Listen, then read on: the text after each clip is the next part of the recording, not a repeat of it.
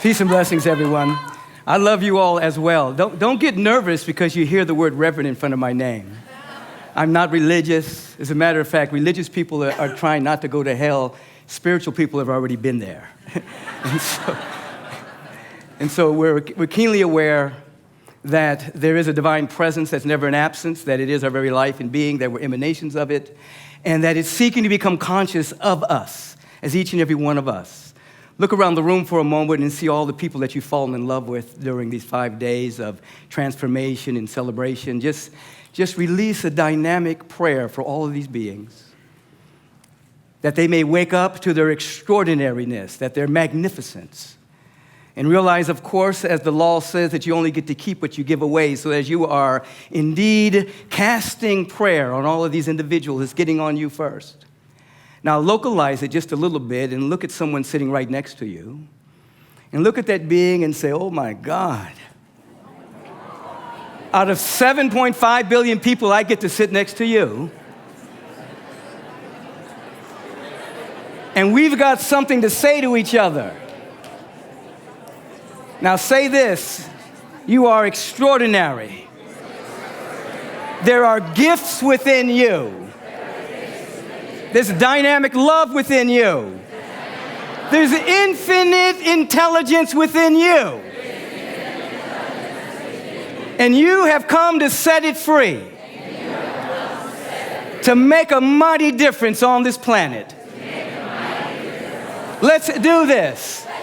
Let's be this in the here and now. And so it is. Give a high five, a hug, whatever you have to do to seal the deal.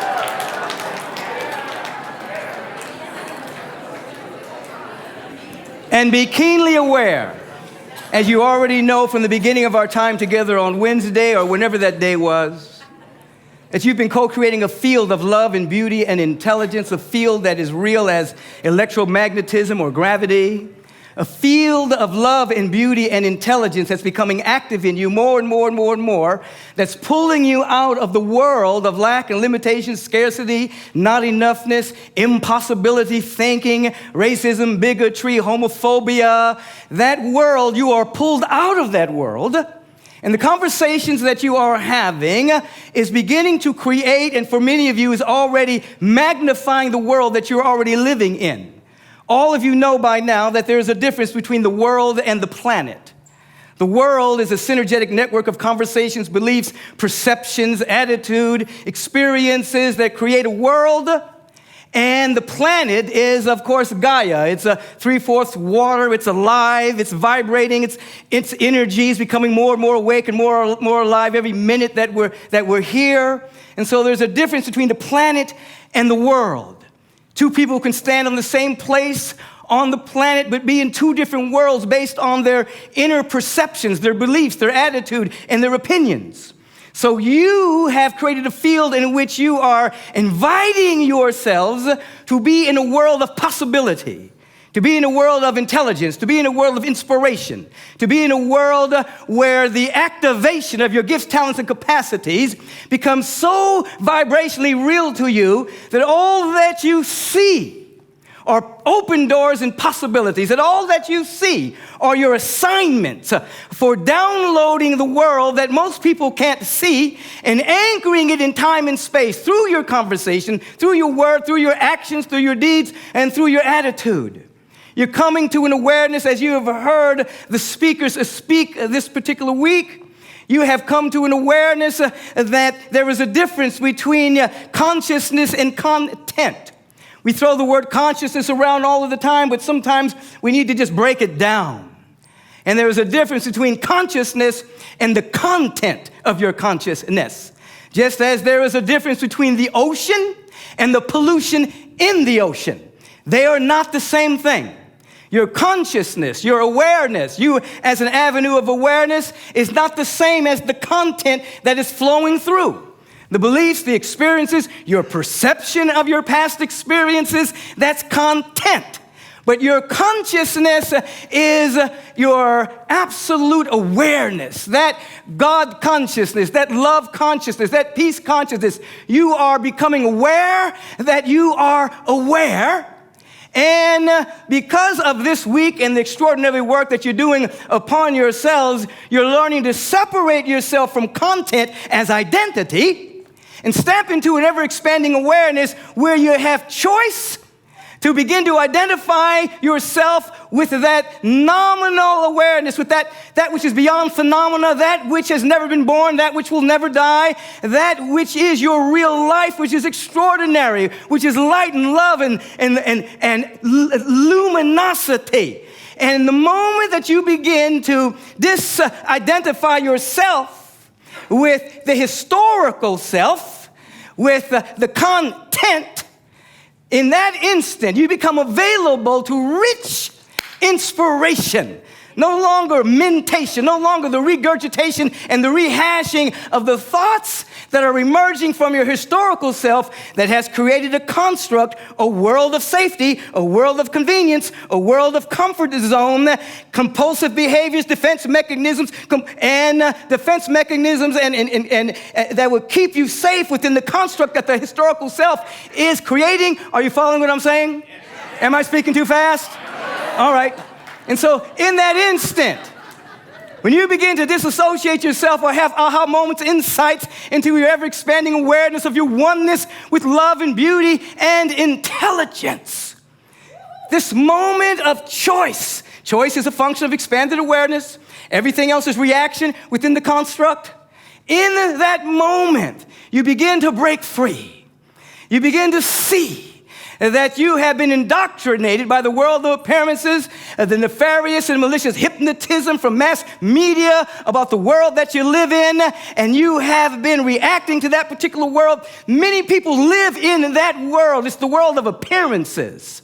It's the world of lack and limitation and fear, doubt, and worry. It's the world of business as usual. Humanity will never, ever solve any of these problems, so just get rich, be happy until you die, or be anti-bored until you die. But the moment you begin to break free from that construct, you begin to see a different world. You begin to see a world of possibility. You begin to see a world of opportunity. You begin to see a world where your assignment is. In the first world of appearances, it's just trying to make it in the construct of separation, comfort zones, conveniences. In the second world, you see opportunities, you see possibilities. Every being that came up here during this particular week talked about seeing opportunity and possibility, even if it emerged from pain. Whether it emerged from pain or insight, it motivated them to see the world differently. And then as you continue in your spiritual practices, as you continue making high choices, as you continue having a transformational conversation, as you continue to study, as you continue to open yourself up to insight and revelation, you begin to see a different world totally. You begin to see a world untouched by time and space. Many years ago for me, as I was attending USC as a psychobiology major, my trajectory was med school at that particular time, and I began to have a series of inner experiences that I labeled pathological. I was in the psychology department. You don't talk about dreams and visions. You don't talk about leaving your body. You don't talk about traveling and hearing conversations and getting it validated. That stuff was crazy. So the first thing I stopped doing at that moment was I stopped smoking weed. I said, there's something going on here. I can't control it. It's got to be the cannabis sativas. It's got to be. But the inner dynamic that was occurring got more and more amplified until one day I was in a lucid dream and I was stabbed in the heart and the pain was excruciating and I died. And when I woke up from that lucid dream, I could see that we were surrounded by this luminous presence. It was animate and inanimate objects. Everything was glowing with it. The beauty beyond description, the life essence, moving through everything beyond what I even ever knew about at that particular time, and the love that I felt penetrating every cell of my body temple, that unconditional, all-conditional, agendaless love at the core of my being shattered my perception of the world at that particular time, and I could see a different world untouched by time and circumstances. It was real. That world for many years was more real than anything, and it took me a period of time to integrate that so that I just didn't look like a freaked out Jesus freak kind of guy. People thought I had lost my mind because and nothing in this particular world had any importance to me. People were running around making money and doing all this stuff. I say, can't you see this world that is everywhere? That you're full to overflowing with the love and the beauty and the intelligence and a dynamic good that is infinite within you, that you never were born, you're never going to die. It's a constant unfolding of a life that is within you as a unique expression of infinite potential. Oh, shut up, Michael.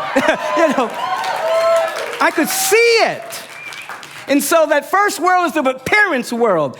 The weapons of mass distraction called our media keep us in that particular world. Fight and flight, fear, doubt, and worry, lack, limitation, scarcity, not enoughness. Just kind of take care of yourself and be anti-bored until you die. And then openings happen, and you begin to see the world differently. There are opportunities in this world. There are possibilities. There's potential. There's assignments. The world provides for us our assignment to activate our gifts, talents, and capacities so that we take that assignment, and that assignment, as we move towards that particular assignment, activating our gifts, talents, and capacities, our life begins to change. That which is latent within us becomes active. That which is potential becomes possible. And we become different beings, moving in the direction of what's possible, and then continuing our inner dynamic work. We begin to see a world. Perhaps it's called a vision. Perhaps it's called a dynamic dream of possibility. And from that moment on, we're pulled by this transcendent vision that becomes more and more imminent with every step that we take towards the activation of our potential. And we end up living in that world even when we're in time and space. When Lisa Nichols was playing that particular tape recording of Dr. Martin Luther King Jr., he had the capacity to live in the finished dream, even though he was going through the slings and arrows and oppression and degradation in time and space. The world that he wanted to live in was more real to him than the temporary experience that he was going through. There comes a moment when we can see and describe that world of possibility, and it begins to activate our nervous system. It begins to activate everything, and we see it. It informs our thought, called inspiration. It informs our conversation, called blessings. It informs our work of our hands, called gifts. And we live in that world even before the manifestation of that world occurs. And as Tom Chi reminded us today, even if you fail walking in the direction of that world, your energy, the template, the vibratory frequency that you released goes into the noosphere, the mental atmosphere of the planet, and it assists everyone continuing to unfold and grow, develop, and unfold to their greatest yet to be. As a matter of fact, when we talk about spiritual terminology and we hear the word image and likeness of God, people don't break that down as well. And they think that you look in the mirror and you say, I'm looking good today. God is looking really good today. But no. We're talking about a formless, intangible substance of love, beauty, and intelligence that's conscious of itself. The image and likeness of God means you share a faculty with the infinite, and that faculty is reflective consciousness. That you have the ability to think independent of circumstances. You have the ability to think independent of your historical self. You have the ability to think independent of anything that has happened to you, and to make a new choice. The moment that emerged in human consciousness, natural evolution stopped, And now all evolution is participatory. You have to participate in your own unfolding. It's not just going to happen for you. It's only going to happen according to your ability to participate. As you are doing this week, you're participating with new ideas, new insights, new relationships, new revelations, shifting your priorities. You're participating so that that evolutionary impulse that governs all creativity, that evolutionary impulse is another name for God, that evolutionary impulse, you're giving it permission to take over. You're surrendering to it, so that you're pulled by the new world, the eternal world of joy and harmony and happiness and love and peace, and you're participating in with your moment by moment by moment choice. Are you picking up what I'm putting down? Are you getting it? And so, as we're moving through these three worlds, we begin to navigate through these three worlds through many ways. You've heard people talk about it. Some people were motivated by pain, and it woke them up. Some people were inspired by an idea that captured them, and it wouldn't turn them loose. Whether it's pain or insight, we're growing, developing, and unfolding. And from that stage 2 consciousness that Vision talked to you about in the construct of my 4 stages of spiritual growth, development, and unfoldment, stage 2 is motivation, external motivation. That's stage 2. Stage 3 is inspiration from the mind of the infinite when you're captured by an idea. Stage 2, you learn how to program your mind, because your mind, in many cases, has been misprogrammed. You've been told that you're not worthy. You've been told that it's not enough. You've been told that the world doesn't work. You've been told all of these things, and so you become aware that you have a mind, but you're not your mind, and you can begin to program your mind. You begin to tell it what you want it to think. You begin to tell it you're poised, confident, articulate, and spiritual powerful. You begin to tell it all of my needs are met. You begin to tell it everything is working together for my good. You begin to program the mind that all that I need is within me. Anything that I can want, hope for, and desire is already loaded and coded within every cell of my body, temple, every cell of my being. Even the spaces between my cells are full to overflowing with a luminous darkness that contains infinite potential. You begin to affirm and program the mind, and then you segue into a more of a stage 3 awareness where you're humble enough to ask for help, to be available, to be open, to be receptive, yielding, allowing, surrendering, not to a reluctant deity outside of yourself, but surrendering to the presence within you, surrendering to the next stage of your own unfoldment, surrendering to the next stage of your own evolving talents and gifts. You learn to ask for help. Now, a few months ago, I was in Costa Rica, and I was out in the ocean, and I got caught in a riptide. And I didn't realize I had gone really out in the ocean. I grew up in Los Angeles and went to the beach all the time. It wasn't a beach trip until we went out and touched the buoy, and then we would swim back in. So I turned around, and I was way out. Like my daughter was with me, and she's like a little ant on the beach. And I said, whoa, I better get back in. And I couldn't. The riptide had pulled me, so I tried to swim to the side like we do, but there was another current coming in, and I couldn't move, and I was exhausted. And so I thought to myself, I had these prophetic dreams sometimes, so I scanned my mind. I said, did I have any dreams that this was my last day on the planet? Now we can laugh about it now. But in that moment, I was saying, am I going to get back in? And so I checked everything. I don't have any dreams that this is my last day. Okay, I think I'm going to get in. And then there was a moment in which I got dunked, and I was under, and I swallowed a lot of water, and I had such peace.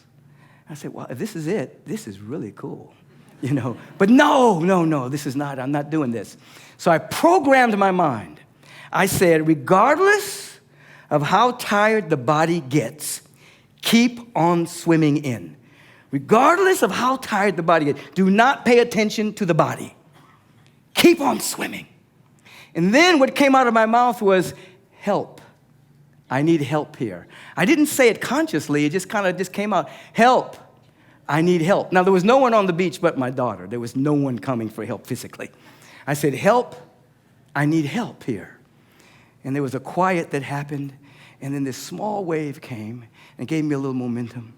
Then another small wave came, gave me more momentum, and then the third wave came, and I started coming in. It still took me a long time to get in, and I hurt my left shoulder trying to swim, but I finally got in. When I touched that sand, oh my God.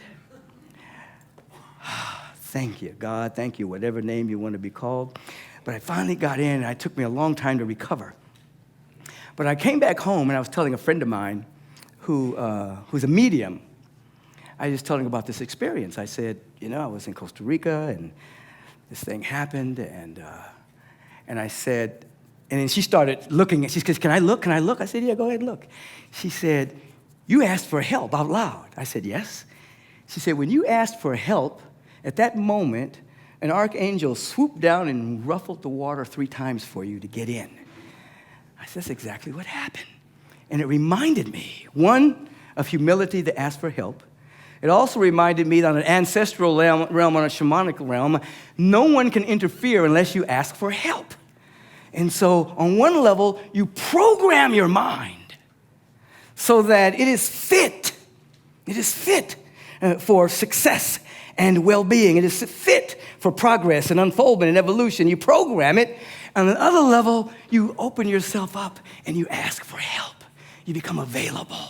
In other words, your AQ always trumps your IQ. Your availability quotient is stronger than your intelligence quotient. If, in fact, you open yourself and become available to insight and revelation, you ask for help. You become available to the presence that is everywhere, the intelligence, the insights that you're living, moving, and having your beingness in, the world in which your physical eye can't see, the world in which your ears can't hear. You begin to become so available, even if you think you're unworthy. Even if you think you're not smart enough, even if you think you're too young or too old, your availability, your ability to be open will trump the IQ. And you'll find yourself radiating a presence. You'll find yourself radiating intelligence. And what will emerge in your field are possibilities. In other words, in stage 2, there's attraction. You're attracting things to you. Stage 3, there is no attraction. It's radiation. It's already within you. You're now available to it. And you begin to radiate.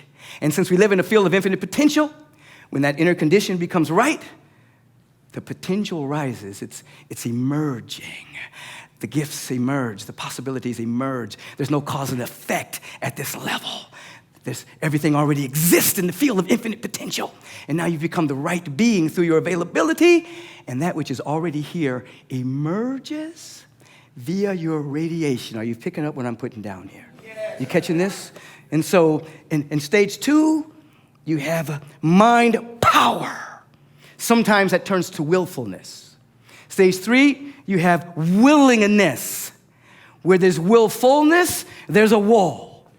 Where there's willingness, there's a way. It's a different frequency, a different vibration, different frequency, different vibration. Take a breath here. Release. Take another breath.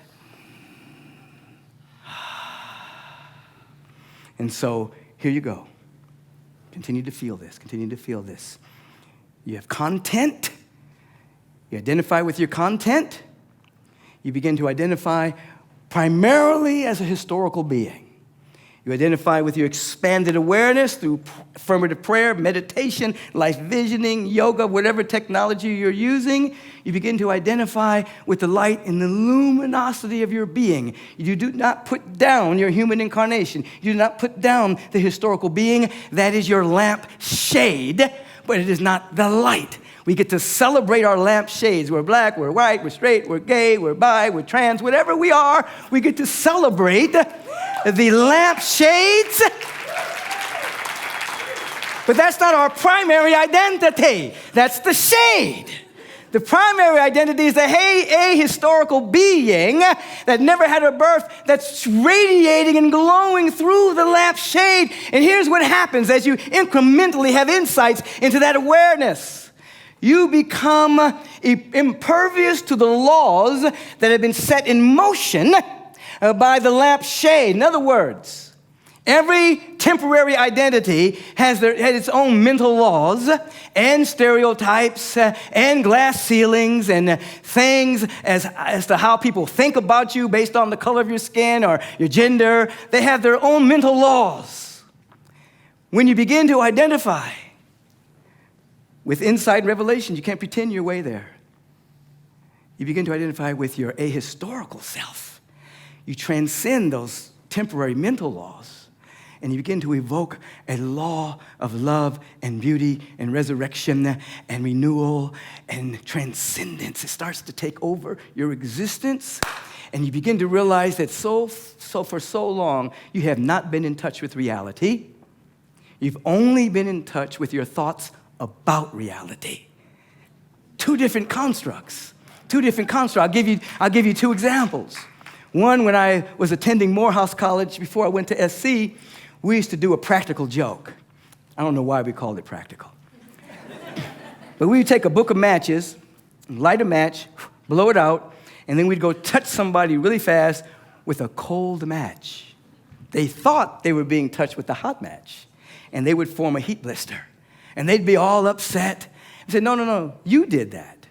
You thought you were being touched by a hot match, and so your thought about that reality created that experience.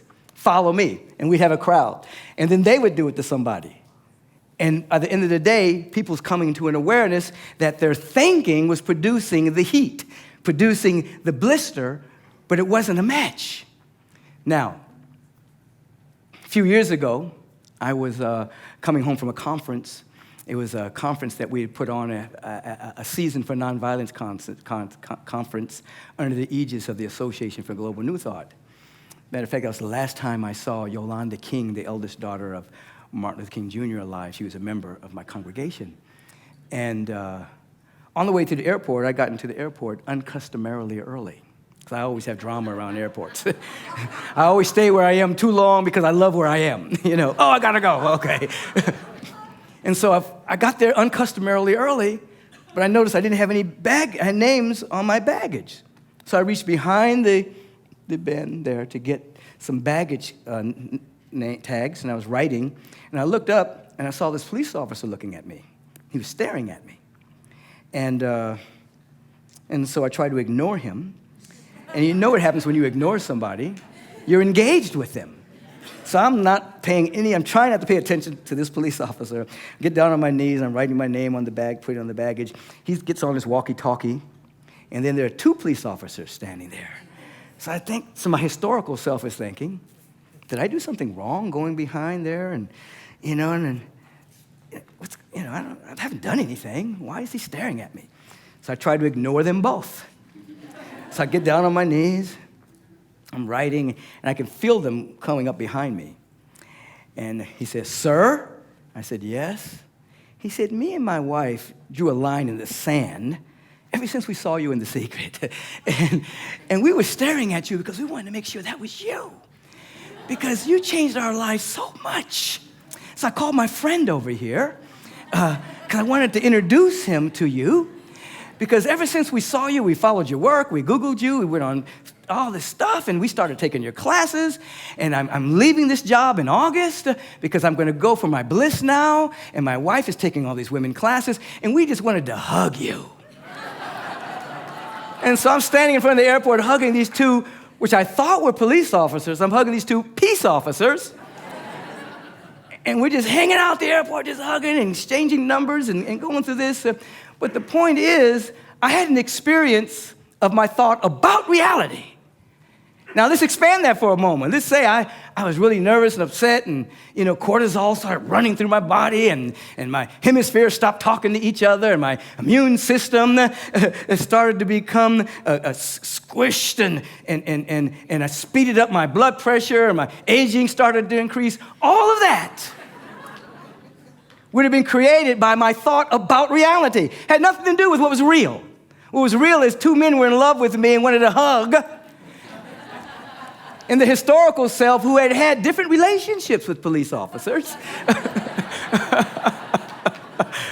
It's like it's a whole different thing, was creating the reality and the construct within reality, and I was experiencing that particular construct. It would have had nothing to do with what is real. The humanity, through viewing through the lens of merely the historical self, has created a construct, a world, that it tries to be anti-board, it tries to cope, defend, and have compulsive behaviors. And you're here breaking free, breaking free. And so people ask, if we continue to do this kind of work, we continue to meet, we continue to collaborate, we continue to dive deep and activate our potential, we continue to understand the universal principles that govern reality, is this going to save the world? And I say, no, you're asking the wrong question. We don't want to save the world. Do you want to save the world where bigotry is still existing? Do you want to save the world where homophobia is still existing? Do you want to save the world where there's a big gap between the haves and the have-nots? Do you want to save the world where people actually think they can build a wall against Mexicans? Do you want to save the world?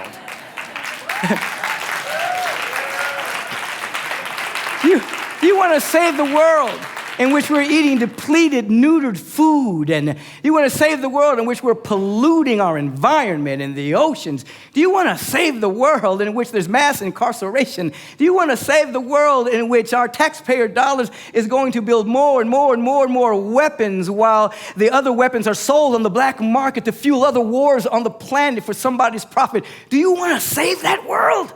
No. We're not here to save the world because the world is different from the planet. We are here to serve an emerging paradigm. We're here to serve a paradigm that we're beginning to articulate at a gathering like this. We're beginning to articulate a new world, a possibility. We're beginning to articulate it. And as we begin to describe and articulate this world, it begins to show up. You begin to collaborate. Collaboration is the new sexy at this stage of our evolution. Immature competition is fading, and the new sexy is collaboration. Who you collaborating with? Who you working with? Who you sharing with? Who are you sharing your resources with?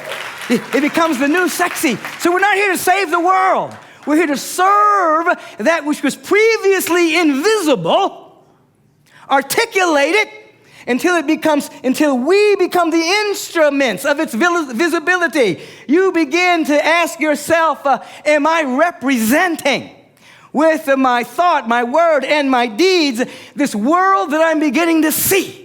It begins to allow you to have moments of sobriety, not just free from alcohol. I'm talking about and drugs. A moment of clarity is what I'm about to say or do. Does it represent the emerging paradigm that I want to live in?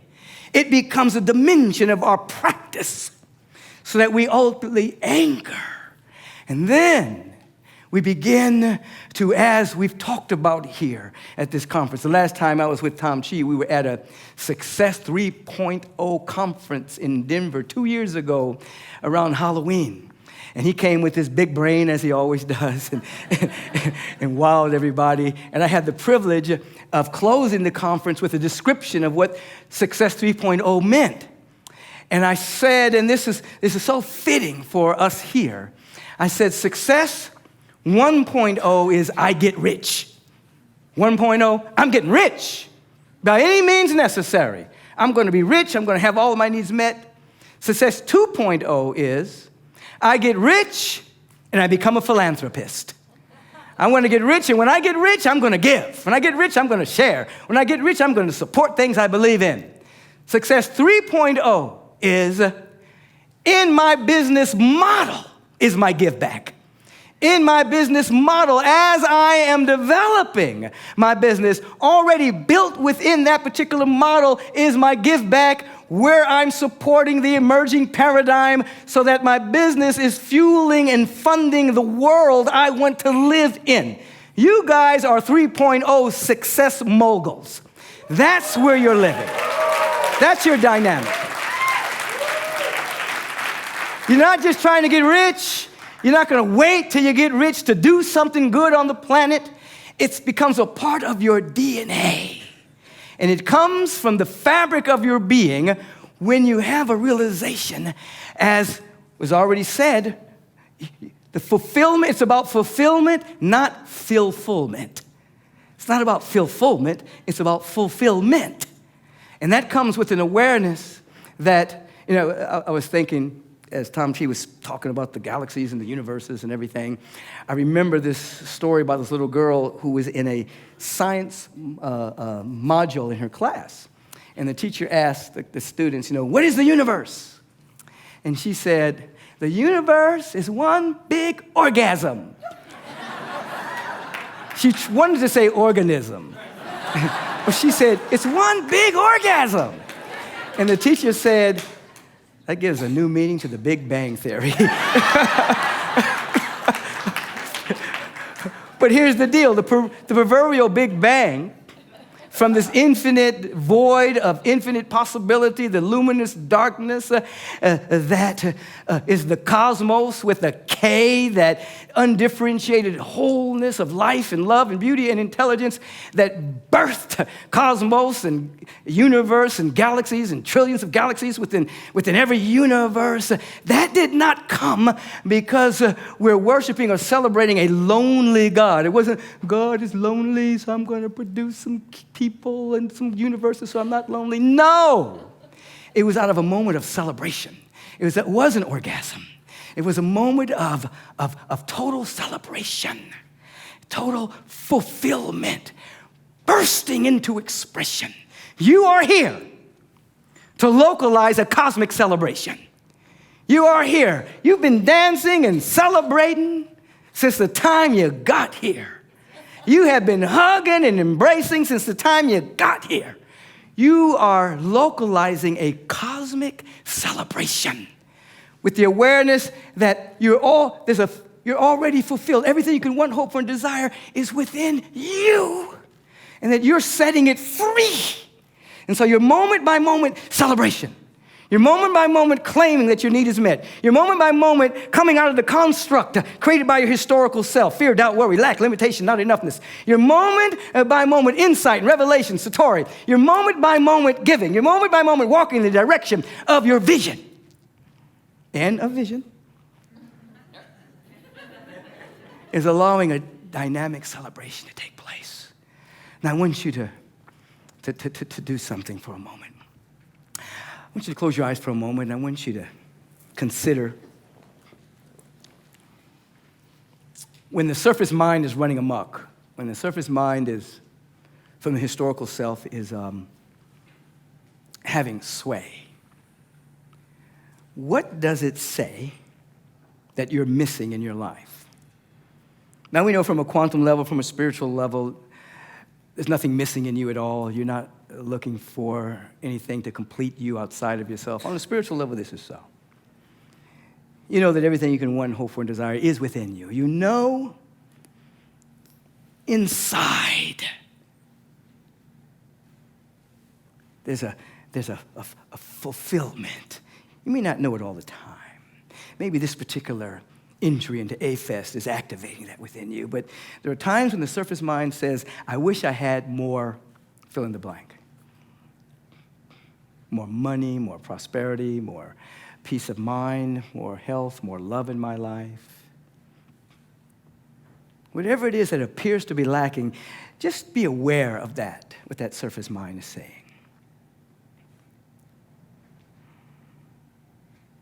And we'll take you on just a brief journey. I want you now to become aware of someone in your life or someone that you know where that particular quality of life is not an issue for them. That when you think about them, they're living that particular quality in abundance. Maybe they're surrounded by love, or they're oozing with prosperity, or oozing with a dynamic success, a 3.0 success. They're oozing with a sense of peace. So when you think about them and you see them in your mind's eye, they seem to have what appears to be lacking in your life.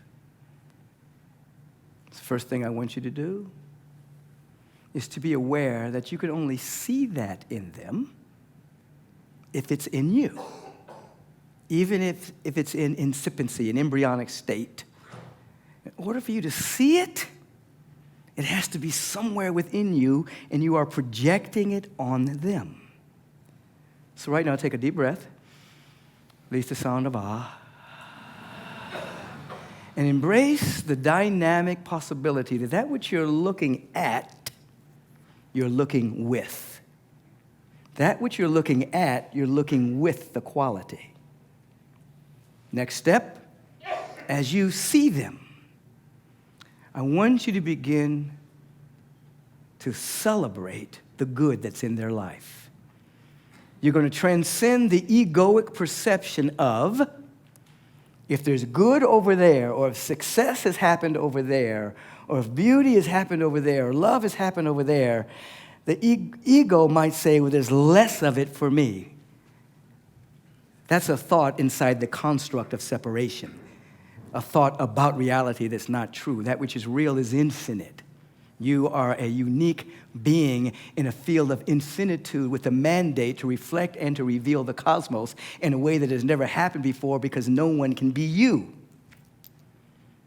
So right now, I want you to think about a moment, and maybe Juan Pablo will help us in this particular moment. I want you to think about a moment of sheer celebration.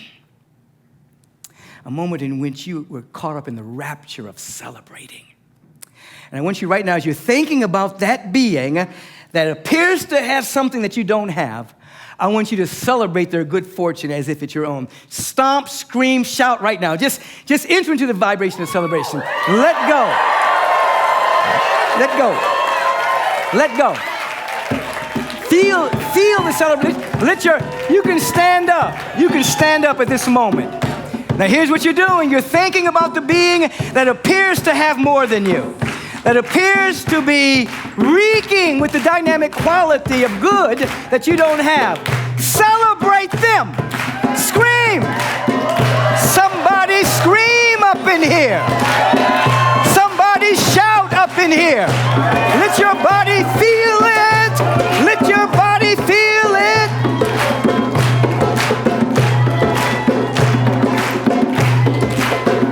You're celebrating them. If good is happening anywhere, good is happening where you are. If anyone has been successful, it means it's imprinted within the newest sphere, and you can be successful. The ego has no control in this moment of celebration. You're celebrating their good fortune. Somebody scream. Somebody shout. Give me some drums. Hit it.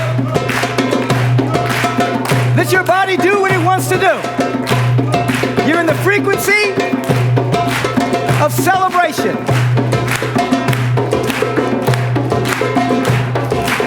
Feel it. Feel it.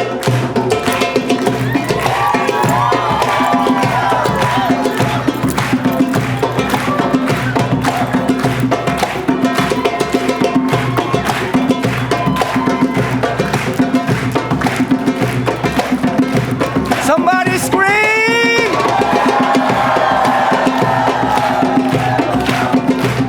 You got infinite power, infinite energy.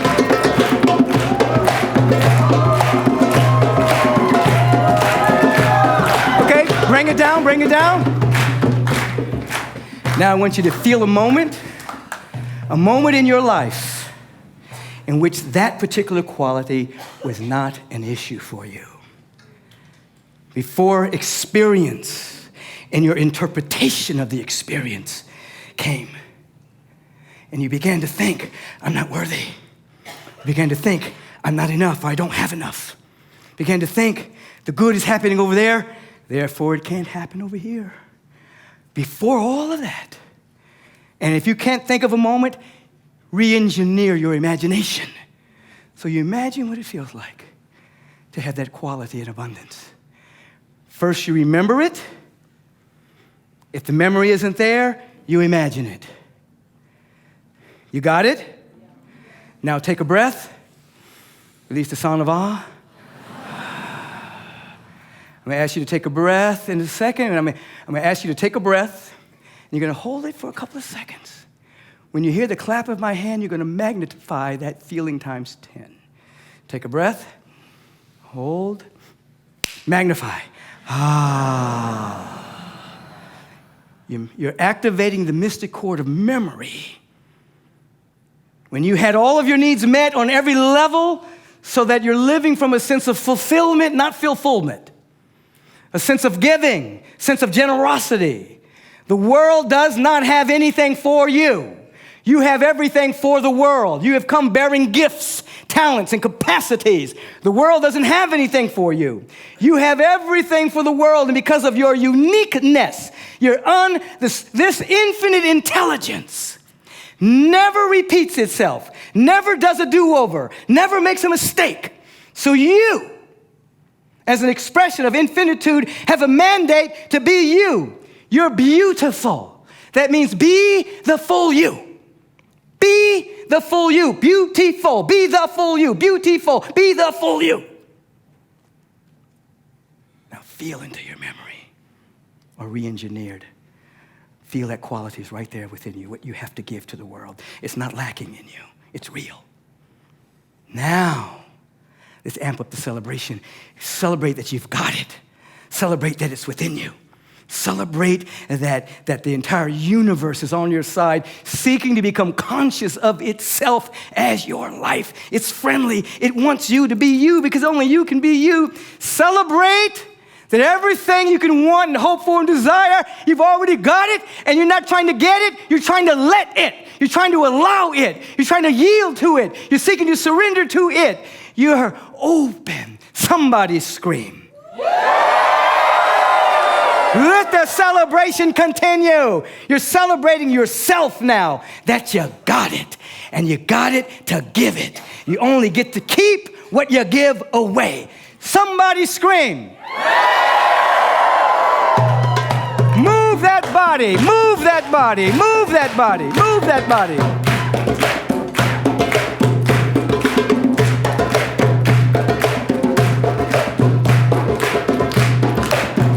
Repeat after me.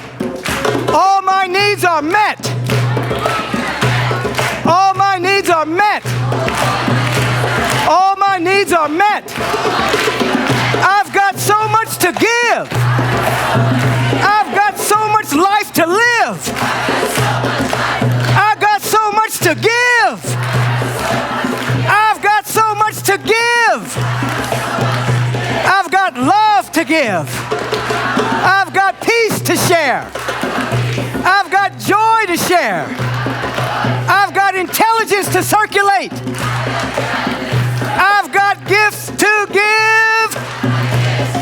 I've got gifts to give. I've got gifts to give. And it's happening right now. When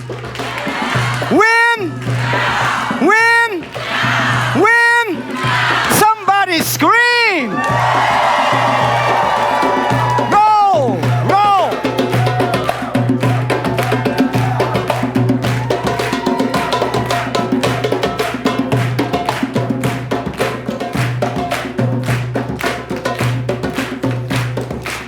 I'm just your rockin' DJ from LA here to say, hey, who loves you, baby? It always begins where it always begins, that is within. We begin to see an ultimate reality, and as we see it, it sets us free. Somebody scream about it.